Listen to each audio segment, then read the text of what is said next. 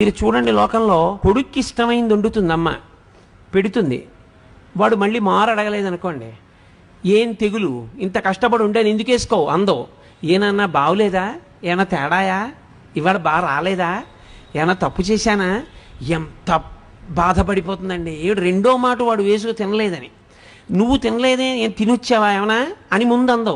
ఎరా రెండో మాట వేసుకోలేదు, బాగులేదా ఇవాళ అంటుంది. అది అమ్మ అంటే. అందుకే అమ్మ సౌందర్యలహరి.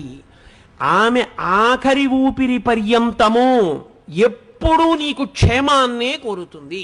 తల్లికి తండ్రికి ఉన్న చిన్న తేడా కారణం చేత తల్లికి పెద్ద స్థానం ఇచ్చారు. తండ్రి సమానుడు, నేను తక్కువ కాదని కానీ, తండ్రి పనికి మాలిన వాడని కానీ, తల్లితో సమానుడు కాదని కానీ నేను ఎక్కడా మాట్లాడటం లేదని మీరు గుర్తుపెట్టుకోవాల్సి ఉంటుంది.